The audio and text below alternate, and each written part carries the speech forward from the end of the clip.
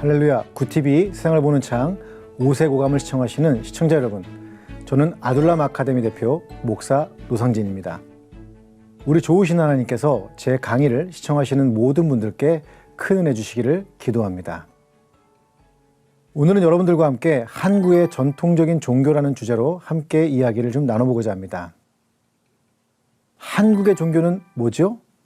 이 질문을 받는 대부분의 사람들은 불교요라는 대답을 하거나 무속이요라는 답을 아주 자연스럽게 내놓곤 합니다. 비단 이것은 일반적인 영역만이 아니라 학문 영역도 마찬가지입니다.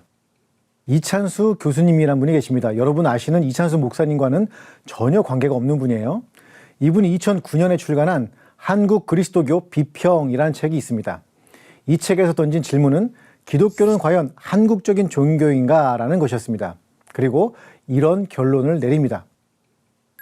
개항 이후 구미의 문명을 추종해오던 한국인의 정서에 힘입어 특별히 지난 세기 그리스도교가 거침없이 성장해 오긴 했지만 한국의 종교 문화사적인 시각에서 그리스도교를 한국 안에 뿌리내린 종교로 간주하기는 아직 이르다.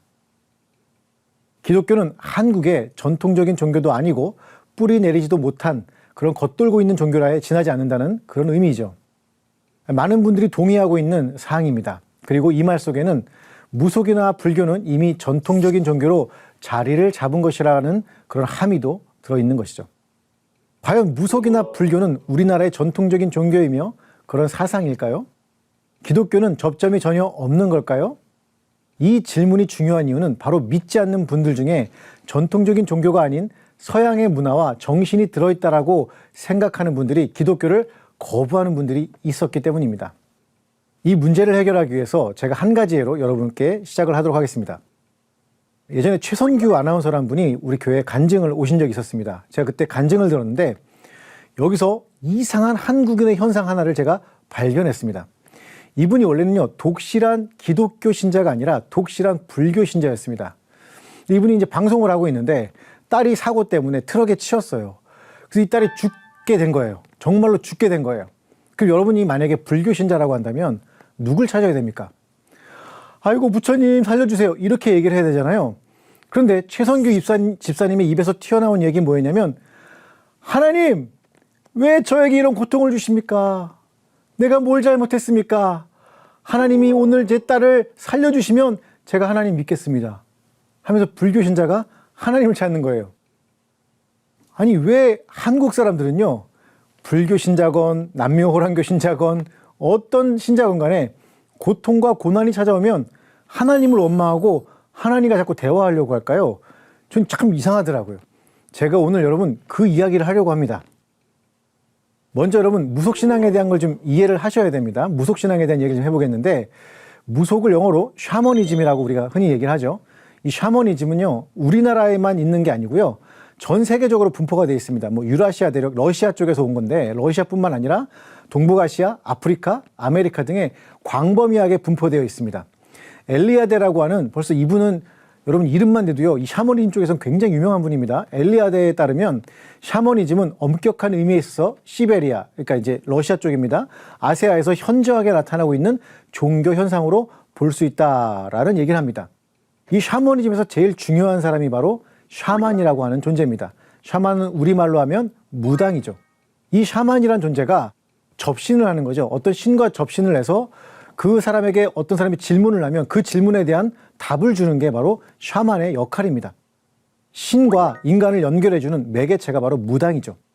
한국에서 샤머니즘은 샤만에 해당하는 무당을 중심으로 하는 무속신앙, 즉 무교라고 할 수가 있습니다. 일반적으로 우리나라에서는요, 굿이라는 예식을 통해서 무당이 신과 이렇게 접하게 됩니다. 여러분 많이 보셨을 거예요. 무당이 막 춤을 추죠. 막 동동동 덮고 가는데 눈이 이렇게 뒤집혀요. 이걸 뭐라고 하냐면 무아경지에 돌입했다라고 합니다. 그러면서 어떤 일이 벌어지냐면 탈혼, 즉 혼이 나가서 신과 접하게 되고 신탁을 받게 됩니다. 그러한 과정을 통해서 무당은 인간의 소망을 신에게 고하고 또 신의 의사를 탐지해서 인간에게 계시해주는 그런 영매자 역할을 하게 되는 게 바로 우리나라의 무당입니다. 그런데 말입니다, 여러분. 우리나라 말에 신바람 난다 이런 표현이 있어요. 신명 난다, 신난다 이런 말 있죠. 우리는 그 생각 없이 막 하는 이야기들이지만 원래 이게 언제 쓰였냐면요. 구술할 때 쓰이던 용어가 바로 신명난다라는 용어입니다. 이 뜻이 원래 뭐냐? 신령과 더불어, 신령과 함께 같은 구판에서 사용되던 용어 중에 하나였습니다. 그러니까 오늘 여러분 집에 가셔가지고 신나면 신난다고 하면 돼요, 안 돼요? 그냥 쓰셔도 됩니다. 근데 원래 의미가 그렇다는 거예요. 이 신난다에 나오는 신에 대한 이해가 사실 무속 이전에 아주 오래전부터 우리나라에서 존재해오던 그런 개념이었습니다. 채치원이라는 분이요, 난랑비라고 하는 묘비 서문에 이런 글을 남긴 적이 있습니다. 나라에 현묘한 토가 있으니 일컬어 풍류라고 한다. 풍류가 뭐죠? 바람이 흐르는 길이죠. 근데 이 풍류가 뭐냐면요, 하늘님의 기운이라는 의미입니다. 하늘님이 뭐예요? 하늘에 있는 어떤 신에 대한 이야기고, 그 신으로부터 우리에게 뭔가가 흐름, 바람이 온다라고 하는 게 바로 풍류라고 하는 겁니다. 이거는 무속 이전에 우리나라에 있던 신에 대한 이해였습니다. 방금 전에 우리는 신바람의 바람이 무속이라고 생각했는데 사실은 샤머니즘과 우리나라 사람들의 아주 깊은 의식 속에서 자리 잡고 있던 풍류, 즉 하나님의 기운이 흐른다는 개념이 합쳐지라는 것을 알게 되었습니다. 샤머니즘은요, 외래에서 온 겁니다. 그러니까 우리나라 게 원래 아니었어요.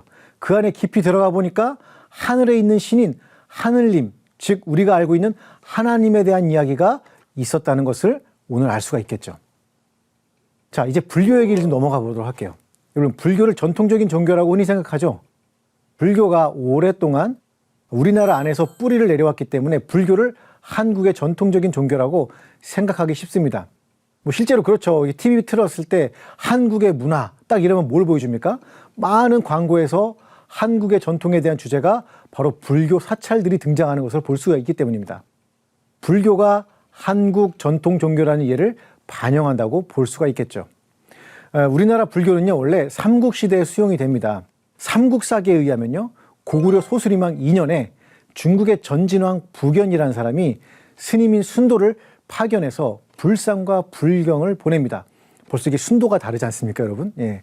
이 불상과 불경을 보냈는데요. 거기서 끝난 게 아니라 그로부터 2년 뒤에 똑같은 소수리망 4년이죠.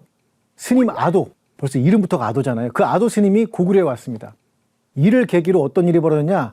불교가 전국적으로 전파되기 시작을 했고, 현재 그 불교가 전래된 지 약 1600년이 넘어가고 있고 우리나라 사람들 속에 깊이 파묻혀 있게 됐습니다. 원래 여러분, 불교라는 것은요, 인도에서 시작됐잖아요. 이 불교는 원래 카스트 제도였던 브라만교에서 탄생을 한 종교입니다. 카스트 제도의 본질은 인간을 원천적으로 생각하는 자, 그러니까 생각하는 자라는 것은 뭐냐면 영혼이 있는 자라는 얘기예요. 그리고 단순히 일만 하는 사람, 그러니까 생각하는 사람과 일만 하는 사람을 나눴는데 생각하는 사람은 영혼이 있는 자, 일만 하는 사람은 영혼이 없는 자로 이렇게 구분하고 있습니다. 그러니까 지금 잘 살고 있는 사람, 지금 돈이 많고 권력이 있는 사람은 뭐예요? 생각이 있고 영혼이 있는 자고, 저기 불가초 천민이라든지 돈이 없고 가난한 사람은 일만 하는 자, 영혼이 없는 자라는 거죠. 따라서 카스트 제도에 있어서 진정한 인간으로서의 가치를 지니는 존재는 영혼을 가진 브라만 등의 상층 계급만 해당을 합니다. 하층 계급, 특히 카스트에 있어서 거기에 속하지 못했던 불가촉 천민은요, 영혼이 없는 존재로 치부되었습니다. 여러분, 이게 어떤 의미냐면 이 사람들은 하층민이기 때문에 그 사람들은 다음 생에도 그렇게 태어날 수밖에 없어요. 이런 하층민들에게 브라만교가 아닌 새로운 종교가 필요했습니다.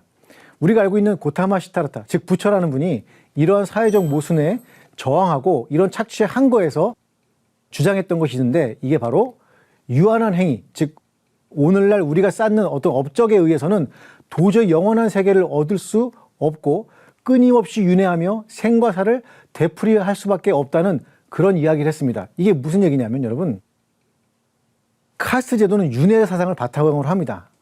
그러니까 오늘날 어떤 돈을 만약에 내가 자선을 하지 못해요. 가난한 사람은 자선을 할 수가 없잖아요. 자선을 한 사람만이 다음 생에 뭐가 될 수 있는 거예요? 브라만이 될 수가 있는 겁니다. 그러니까 여러분 생각해 보시면 가난한 사람은 다음 생에 뭐가 될 수가 없어요? 또 가난한 사람으로 살아갈 수밖에 없는 거예요. 이게 윤회거든요. 그러니까 부처라는 사람이 이거 보니까 이 카르마, 업적 이걸로는 인간의 유한한 행위로는 만약에 가난한 사람은 영원히 가난할 수밖에 없는 거예요. 그래서 얘기를 합니다. 인간의 참 자아와 우주의 궁극적 실제를 아는 이 신비적 지식을 통해 해탈이 가능하다라고 얘기를 한 겁니다. 그러니까 여러분, 스님들이 참선을 하고 명상을 하는 이유가 뭐예요? 해탈을 하기 위해서죠. 어떤 업적에 의한 게 아니라는 거예요. 결국 카스트 제도를 정당화했던 윤회의 굴레를 벗어나는 것에 대해서 큰 열망이 담겨 있던 것이 바로 불교였습니다. 그런데 문제는 불교가 우리나라에 전래된 후에 민간 신앙과 결합이 되면서 갈등을 겪으면서 토착 신앙들을 수용하게 됩니다. 그래서 여러분이 그 사찰이나 절에 가면 어떤 분이 계십니까? 무섭게 막 하면서 시비지신 같은 이런 분 있죠. 원래는 불교에 없던 것들입니다.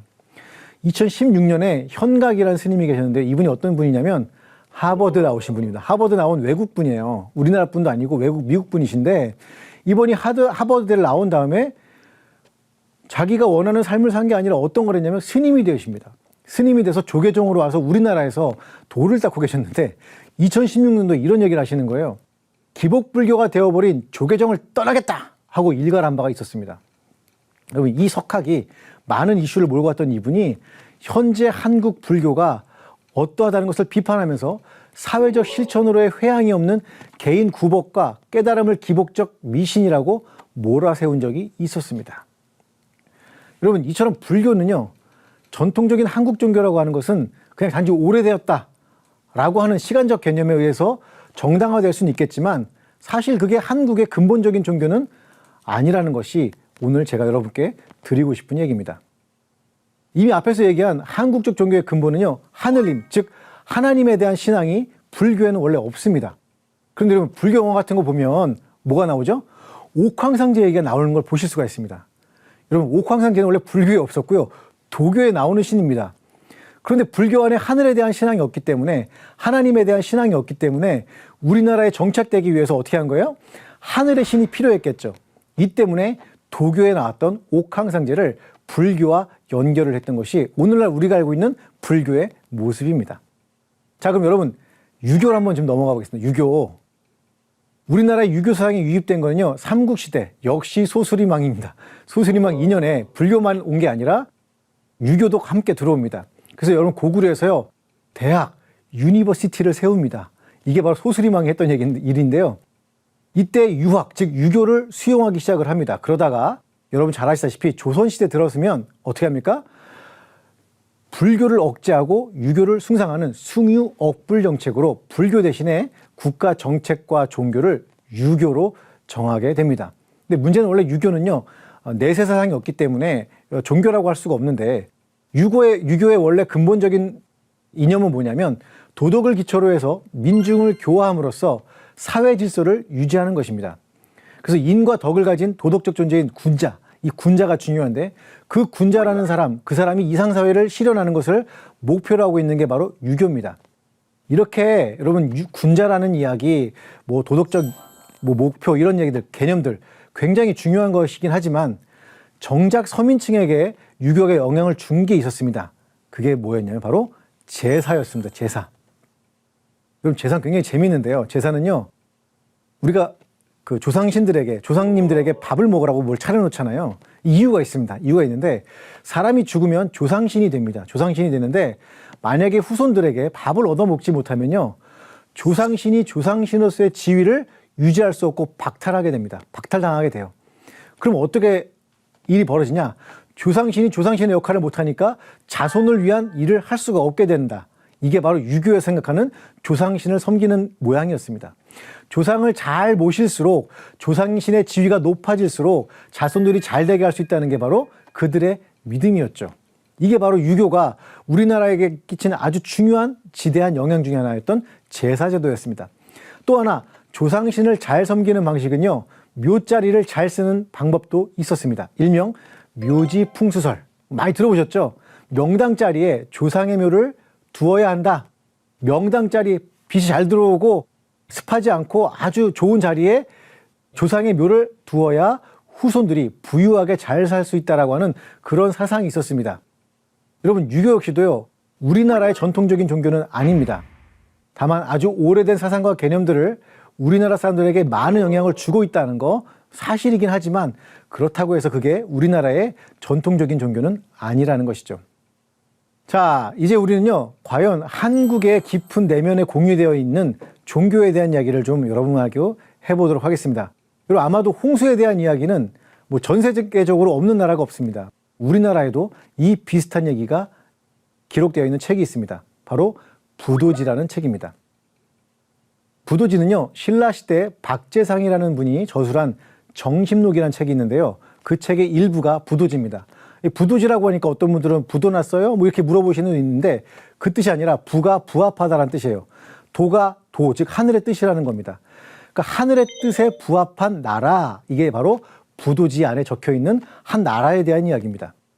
부도지라는 책에 보면요, 그 하늘의 뜻에 합한 나라가 뭐였냐면 마고성이라는 곳이 나와요. 마고성. 마고성은요, 평화와 조화의 세상이었고 이 마고성은 마고 여왕이 다스리던 곳입니다. 마치 우리가 알던 에덴 동산과 약간 비슷한 개념이에요. 그리고 거기 안에는 신적인 존재들이 살고 있었습니다. 그러니까 인간이 사는 곳이 아니고 신적인 존재들이 살고 있었는데 이 마고성에 살던 존재들은 하늘의 소리를 들을 수 있었고 이 존재들이 살아가던 마치 에덴 동산 같았던 곳이 마고성이었습니다. 이 신적인 존재들이 어느 날 열매 하나를 따가 먹습니다. 그게 뭐였냐면 포도였습니다. 선악과는 아니었고 여러분, 포도를 따먹습니다.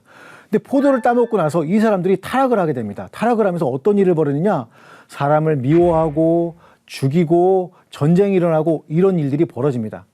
이 마고성 안에는요 12지파가 살고 있었고 그 사람들이 살던 사람들이 안에 있었는데 마고 여왕이 이 존재들을 죽여버리고 청소하기 위해서 그 안에 물을 부어버립니다. 그 수장들을 쫓아내고 안에 물을 붓는데 그때 그 마고성에 있던 물들이 지상에 내려와서 대홍수가 났다. 어디서 많이 들어본 얘기죠. 노아 홍수와도 연결되어 있는 이야기입니다. 여기에서 쫓겨난 천상의 존재 중에 환궁이라는 존재가 있었습니다. 환궁. 이 환궁이 마고성에서 쫓겨나서 신적인 존재라고 말씀드렸죠. 우리나라, 지금 여기 있는 한반도에 들어와서 우리 민족의 조상이 되었다는 것이죠. 이거를 천손사상이라고 얘기합니다. 이 천손사상 그러니까 여러분 이거 역시 이단 아니야? 뭐 이렇게 얘기하실 수 있는데 맞아요. 어떤 이단들은 이걸 가지고 자신들의 종교를 만든 종교들이 있습니다. 증산도나 이런 데가 그런 곳들이죠. 천손사상은요. 근데 여러분 이런 의미도 있습니다. 하나님의 백성, 하늘의 자손, 하나님의 자녀. 약간 성경적인 이해와 약간 맞닿는 부분이 있죠. 둘이 동일한 건 아니지만 이렇게 우리나라는 하나님으로부터 온 백성이라는 기본적인 개념이 우리나라 사람들 마음 안에 깔려 있습니다. 여러분 한민족이라는 말을 사용을 해요. 우리가 한민족. 한민족이 뭘까요? 한민족. 이러면 또 한많은 민족이다 뭐 이런 부분이 있어요. 그럼 대한민국의 한국의 한은 뭘까요, 여러분? 그것도 한이 아닙니다, 여러분. 우리가 알고 있는 한만은 이게 아니라 뭐냐면 한이라는 단어는요. 칸이라는 단어인데 밝다라는 의미예요. 밝다. 이게 하늘에 있는 하나님과 연결된 존재입니다. 그러니까 하늘에 있는 하나님을 존재할 때 그것을 지칭할 때 한, 칸 이런 말을 썼던 거예요. 그러니까 한민족이라는 말, 대한민국이라는 말은 자연스럽게 어떤 이야기예요? 하늘에 있는 신과 연결되어 있는 개념입니다. 조금 더 나가볼까요? 태백일사라는 책이 있습니다. 여러분 조선시대에 이백이라는 분이 쓴 책인데요. 여기에 보면 이런 표현이 등장을 합니다. 삼신일체의 도. 삼신일체의 도라는 표현이 등장합니다. 여러분 삼신이 뭐예요? 삼신. 세 개의 신이 하나라는 말이죠. 이거 어디서 많이 듣던 얘기잖아요. 그렇죠 여러분? 우리 기독교가 말하는 삼위일체와 유사한 방식으로 우리나라 전통 종교에서 하나님, 즉 신을 표현하고 이해하려고 노력을 했습니다. 또한 우리나라는요 본래 하늘의 존재가 내려와서 조상이 되었다는 이야기를 하는 그런 민족입니다. 물론 여러분 아까도 제가 말씀드렸다시피 민족의 종교와 우리가 믿는 기독교가 동일하다 이 말 하려고 하는 게 아니에요. 아시겠죠? 다만 이런 신에 대한 이해는 불교나 유교 혹은 무속신앙에는 전혀 없습니다. 전혀 없어요. 그런데도 우리는 우리나라의 전통적인 종교가 불교다, 유교다, 무속이라고 얘기하죠. 우리나라 사람들이 위기가 찾아오면 하나님 왜 이러세요? 라고 따지는 이유. 우리나라 사람들 마음속에 하나님 저 좀 도와주세요. 그 마음 깊은 곳에서 하나님을 찾는 이유. 그것이 왜냐하면 우리나라 사람 마음속에요. 하늘에 있는 하나님에 대한 이해가 들어있기 때문에 그렇습니다. 여러분 잘 아시는 동학이 있습니다. 동학 농민운동이라고 하는데 사실은 종교죠. 종교인데 거기서 제일 중요한 사상이 뭐냐면 시천주 사상입니다. 시천주. 시천주가 뭐예요? 하늘에 있는 주인을 내가 모셔드린다라고 하는 겁니다. 근데 시천주 할 때 천주가 뭐하고 겹쳐 있죠? 예, 천주교에서 나오는 천주와 똑같은 단어를 쓰고 있습니다. 여러분, 이런 이유가 왜 그러냐면 원래부터 우리는 하늘에 있는 하나님, 하늘님이라고 표현했는데 그분을 섬기는 기본적인 사상이 있었어요. 그렇기 때문에 우리나라 사람들은 하나님에 대한 신앙을 굉장히 어색하게 받아들이는 게 아니라 아주 쉽게 이해하곤 합니다. 제가 이 부분을 통해서 말씀드리고 싶은 부분은 뭐냐면 어쩌면 믿지 않는 사람들과 기독교인과 대화할 수 있는 아주 중요한 포인트, 접점이 여기 있기 때문이라고 생각합니다. 어쩌면 고난당하는 사람들 속에서 찾고 있는 하나님이 바로 우리가 그분들에게 알려주어야 할 예수 그리스도의 아버지신 그 하나님이라는 그 말이죠. 저는 오랫동안 비행 청소년들을 도와서 그들이 나쁜 길로 빠지지 않도록 돕는 일을 했었습니다. 다음 희망회, 지금은 이제 바뀌었어요. 일이 바뀌었는데 다음 희망회라는 곳을 통해서 지원을 받기도 하면서 미혼모도 도왔고 여러 가지 경험이 있었고 소년원 다녀온 친구들도 돕기도 했었습니다.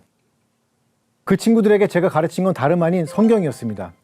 여러분, 그럴 수도 있겠지라고 생각하실 수 있겠지만 한번 해보십시오. 그게 가능한지. 그 친구들은요, 학교 공부 싫어서 학교 밖으로 나온 친구들이었어요. 정말 어려운 일이죠. 성경 공부를 하던 친구 중에요, 여러분 잘 아시는 탤런트이자 영화배우인 김혜수님을 닮은 아주 예쁘게 생긴 자매가 하나 있었어요. 이 자매님의 특징이 뭔지 아십니까, 여러분? 싸움이었습니다. 싸움. 얼마나 싸움을 잘하느냐? 싸울 때 그냥 싸우지 않고 손에 라이터 같은 걸 끼우고 싸웁니다. 그게 왠지 물어봤어요. 이래야지 상대방에게 타격을 더 잘 줄 수 있대요. 얼굴은 멀쩡하게 이쁘게 생긴 애가 사람을 때립니다. 어느 날 성경 공부를 하면서요, 제가 아브라함이 이삭을 제물로 바치는 사건에 대한 이야기를 막 하고 있었습니다. 모리아산에 도착한 아브라함과 이삭이요, 자기 종을 두고 갑니다. 둘만 따로 가는데 가면서 뭐라고 하냐면 이렇게 얘기를 해요. 우리가 돌아오리라. 우리가 예배하고 돌아오리라. 딱 이렇게 얘기를 하는 거예요. 제가 우리 그 성경 공부하는 친구들에게 딱 물어봤어요. 얘들아, 이 아브라함이 하나님을 얼마나 신뢰했길래 하나님이 바치라고 했던 자기 아들이 죽지 않고 돌아올 걸 믿고 우리가 돌아오겠습니다 라고 얘기했을까? 딱 이렇게 얘기했어요. 얼마나 하나님을 신뢰했을까? 네, 그때 한 아이가 우리 이 식탁이 있었거든요. 공부하는 식탁이 있었는데 거기를 빵 치고 막 일어난 거예요. 누구였을까요? 이 아까 말했던 그 김혜수 닮은 그 자매였습니다. 두 손을 불끈 쥐고 저를 딱 쳐다보는 거예요. 제가 무서웠을까요? 안 무서웠을까요? 정말 무서웠습니다. 그리고 제가 저도 모르게 손이 올라가면서 방어를 하게 되었습니다. 왜 그래? 라고 물어봤죠. 그랬더니 그 친구가 뭐라고 얘기했냐면 아주 큰 목소리로 이렇게 말하는 겁니다. 목사님, 저 하나님 완전히 신뢰해요. 목사님, 나 하나님 완전히 신뢰한다니까요. 와, 그녀의 그 이야기를 들은 순간요, 저는 정말 머리가 띵하고 망치를 맞은 것 같았습니다. 여러분, 성경 공부하면요, 하나님을 원망하고 아니 존재조차 부인하던 그런 친구들이 하나님을 알아가는 모습을 보면서요, 저는 한 가지 알게 되었습니다. 뭐냐? 우리나라 사람들의 마음에는요, 하나님이 있구나. 저는 우리 민족 가운데 있는 하나님에 대한 정신과 믿음, 그리고 신앙을 잘 설명하고 깨닫게 해준다면 많은 사람들이 예수님에게로 돌아올 수 있다는 확신이 있습니다. 예수님이 유대인들에게 하늘에 계신 우리 아버지를 알려주셨던 것처럼 우리도 하늘에 계신 우리 아버지를 잘 알려줄 수 있다면 지금 잘못된 종교에서 허덕이는 사람들을 주님에게로 인도할 수 있을 것이라고 생각합니다. 저는 오늘 여러분과 함께 우리나라의 전통적인 종교에 대한 이야기를 드렸습니다. 조금 어려운 부분도 있었을 텐데요. 여러분, 오늘 우리가 살펴봤듯이 무교도, 불교도, 유교도 우리나라 사람 속에 있는 하나님에 대한 이해를 제대로 알려주지 않습니다. 저는 이게 전도의 통로고 이게 우리가 믿지 않는 사람들에게 접근해야 될 또 하나의 통로라는 생각이 듭니다. 저는 여러분이요, 이 하나님을 이해하고 그 하나님을 잘 전달해주면 지금 믿지 않는 분들이 우리 주님에게로 돌아올 것이라고 확신합니다. 하나님의 말씀으로 세상을 이해하고 바라보는 마음의 창이 여러분 안에 열리기를 소망하며 이 시간 마치겠습니다. 감사합니다.